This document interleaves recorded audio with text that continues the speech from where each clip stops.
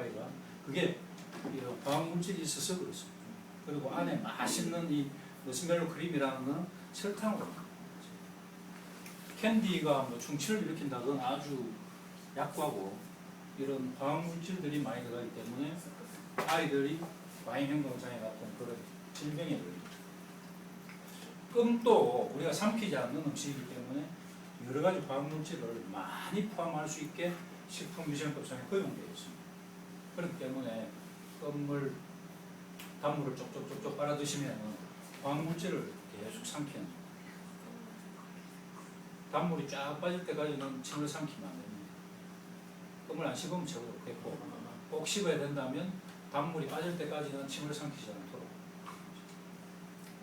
아이스크림은 원래 이 성분이 물과 기름을 섞어 놓은 겁니다. 물과 기름은 안 섞이는데 이걸 섞으려면 유화제라고 하는 성분이 들어가야 되거든요. 요거는 계면 활성제입니다.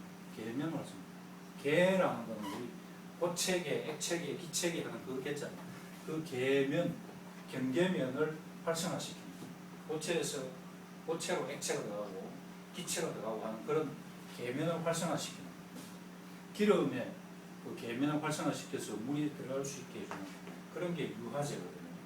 우리 기름 때 손에 막 덕지덕지 묻었을 때 손은 물론 막 하루 종일 씻고도 안 지지만 비누 딱 쓰면 싹 지잖아요. 그게 계면 활성제. 이 계면 활성제가 들어있는 게 비누도 있고 치약도 있고 아이스크림에도 있습니다. 이런 것들을 자꾸 드시면은 우리 위 속이나 우리 장 속에 계면이 활성화되어가지고 우리 나쁜 우리 음식에 포함되어 있는 독성 물질들이 우리 조직 속으로 잘 침투해주게 하는 그런 작용을 합니다.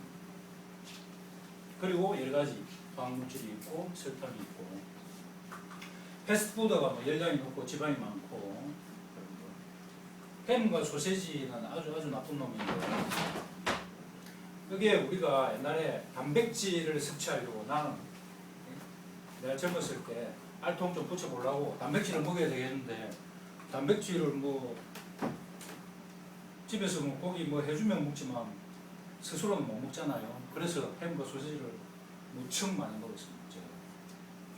그런데 이 햄과 소세지를 만들 때 방부작용으로서 아진산나트륨이라는 화학물질을 썼는데 그게 우리 위 속에서 니트로사민, 대표적인 발암물질 니트로사민으로 바뀝니다. 그렇다면 이 아진산나트륨을 안 넣어야 되겠죠. 니트로사민을 안 생기게 하려면. 그러면은 방부작용이 없어지니까 냉동보온, 그죠? 냉동육과 냉장육이 있으면 우리가 되게 냉장육을 선택해버리죠. 냉동육은 뭐 복잡죠, 뭐가 절차가. 그래서 맛도 좀 떨어지는 것 같고 냉장육을 선택한 냉장육 속에는 아질산나트륨이 반드시 들어있습니다. 요즘 이렇게 매대에 이렇게 놓고 파는 거는 거의 없습니다. 다 포장돼서 팔거든요. 포장 딱 되어 있는데 포장 뒷면에는 모든 우리가 먹는 모든 식품의 그 포장기 뒷면에는 그 식품의 함량이 명시되어 있습니다.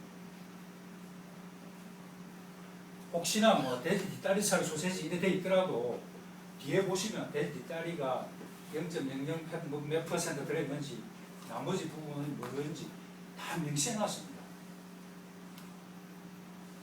다 명시되어 있어요. 명시. 안 보니까 돼지 뒷다리살 햄이라니까 100% 돼지 뒷다리살인가 생각하시는데 10%쯤 들어있고 나머지가 많이 90% 들어있죠. 그리고 거기에 보면 아지산 나트륨이라고 분명히 딱 써놨습니다. 요거는 많이 먹으면 간암과 폐암이 걸립니다. 아시아요?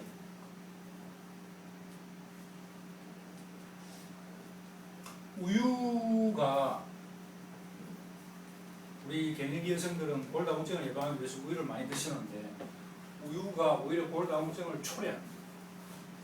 우유가 고기와 우유를 많이 먹으면 골다공증이 오히려 잘 걸립니다. 그건 나중에 자료가 나올 것이고 우유의 주 소비층이 아이들이기 때문에 설탕을 너무 많이 넣고 있습니다. 우유 속에 우유에 설탕이 하는 이유가 없는데 어쨌든 소비를 늘리기 위해서 우유 회사에서 설탕을 자꾸 넣습니다. 설탕은 칼로리는 있고 영양소가 없죠. 비타민, 미네랄이 없습니다. 그러면 다 암세포의 먹이라고 생각하시면 됩니다. 콜라에는 여러 가지 뭐 설탕이나 나쁜 것들도 있지만 캐러멜의 색소라는 게 있는데 요건 유전자 손상, 유전자 손상이 되면 암도 될 수 있고 여러 가지 질병이 생기죠. 그래서 캐러멜 색소를 뺀 것이 사이다. 콜라 속에 참고로 설탕이 얼마나 들어있을까요?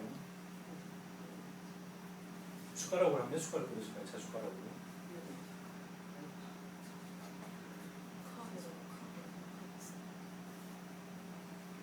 그래서 밥숟가락, 테이블 스푼이 밥숟가락이거든요. 티스푼은 차숟가락이고 6 테이블 스푼이 들어있어요. 500cc 속에. 그래서 이제 부분을 싹 자르고 6숟가락이죠. 그러니까 푹 퍼면은 한 2~3숟가락 정도 들어있죠. 콜라 500cc 안에 숟가락으로 푹 퍼서 밥숟가락으로 푹 펀 2~3숟가락의 설탕이 들어있다. 끔찍하잖아요. 그 정도로 암세포의 먹이가 많이 들어있습니다.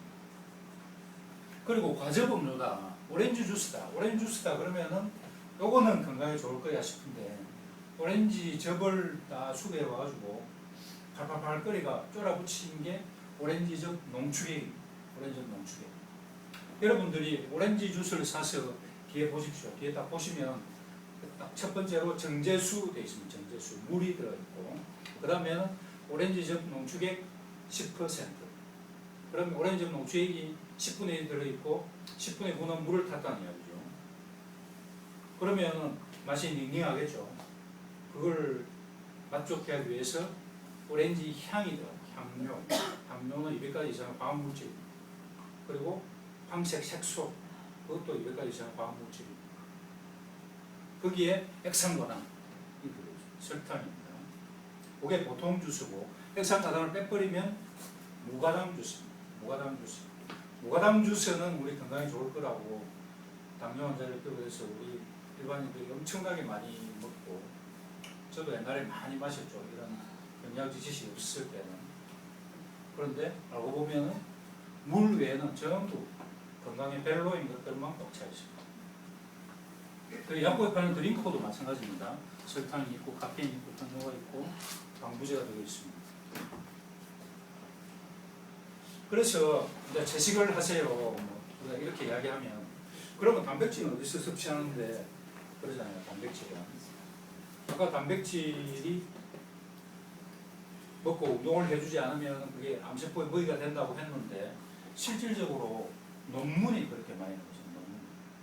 뭐라 하더라 이러면은 신뢰가 안 되지만 논문으로서 이야기를 하면 그게 근거가 있는 게 아니죠. 실제적으로 간암을 초래하는 그런 발암 성분이 아플라톡신이라고 하는 게 있거든요.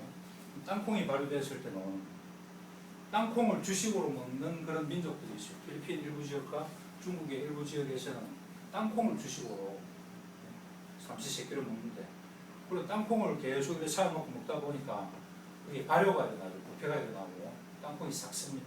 그 땅콩이 삭았을 때 아플라톡신이라고 하는 물질이 생산되는데 이 아플라톡신은 간암을 초래하는 원인 물질 제1번입니다.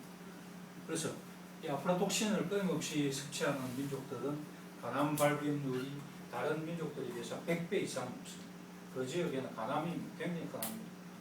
우리나라에도 간암이 굉장히 흔하죠. 그거는 B형 간염 바이러스 때문에 그렇죠. B형 간염 환자들이 워낙 많다 보니까 이게 간암을 초래합니다. 그런데 이런 사람들을 대상으로 실험을 해봤는데 우유단백질, 카제인 우유단백질입니다. 우유단백질을 적게 주었더니 간암이 안 생기더라.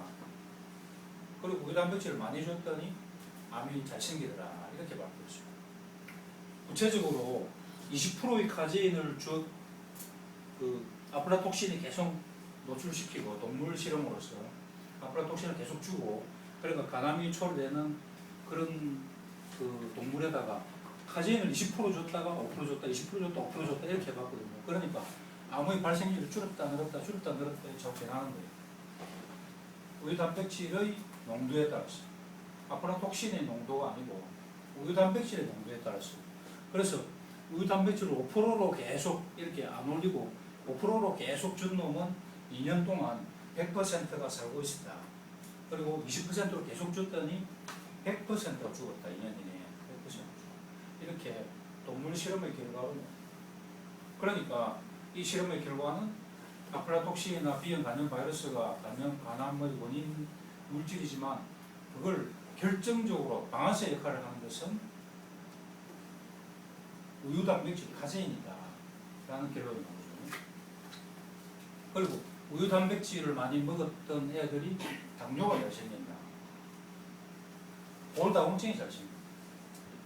우유나 고기를 많이 먹으면 혈액과 조직이 산성화가 되죠. 그래서 이걸 중화를 시키기 위해서 뼈 속에 있는 칼슘을 꺼내기 때문에 뼈가 점점 약해진다. 이게 예일이과대요. 우리 잘 아시죠? 예일이과대학에서 연구한 겁니다. 그 외에 뭐 심장, 비만, 당뇨, 유방암, 전립선암, 대장암, 류마티즘 관절염 같은 그런 거 있잖아요. 다로성 경화증, 골다공증, 백내장, 치매 이런 것들이 전부 고기와 연관이 있다는 겁니다. 원장님 잠깐만 저기 아까 땅콩 있잖아요. 땅콩 얘기를 좀 저희가 땅콩 먹으면 안 됩니까? 먹어야 됩니까? 땅콩. 네, 삶은 걸 먹으면 안 돼요. 네? 삶은 걸 먹으면 안 돼요. 나중에 우리 식사 시간에 네. 그 질문 시간을 충분히 1시간 동안 드릴 테니까 그때 질문해 주시고 지금 진도를 빼야 되니까 네. 그러나 밥 시간 못 맞추거든요.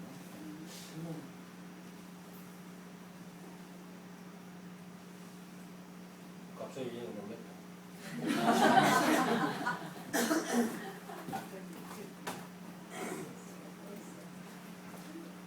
그래서 식물성 식품과 동물성 식품을 우리가 먹을 때 우리가 고기 생선회랑 우유를 먹지 마라 그러면 단백질은 어디서 섭취하느냐 그 말은 이제 해결이 되겠죠.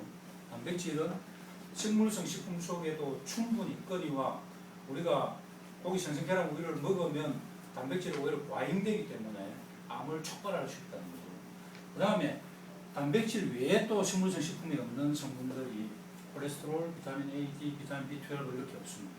그런데 콜레스테롤은 이게 우리 생명 유지에 굉장히 중요합니다. 중요하기는 중요하지만 요즘에는 과잉되어서 다르니까 없으면 더 좋죠.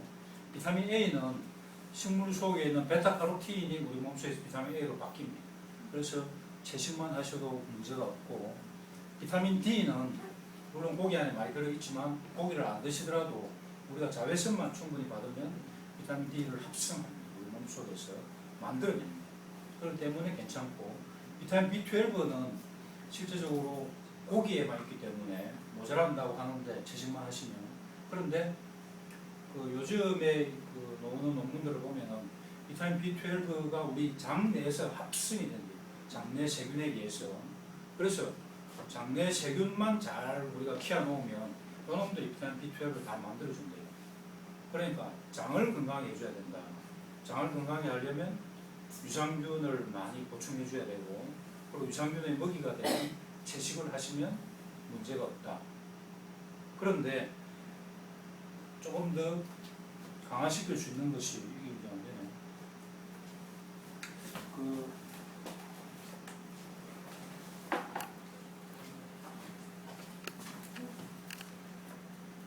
우리가 생청국장과 해조류를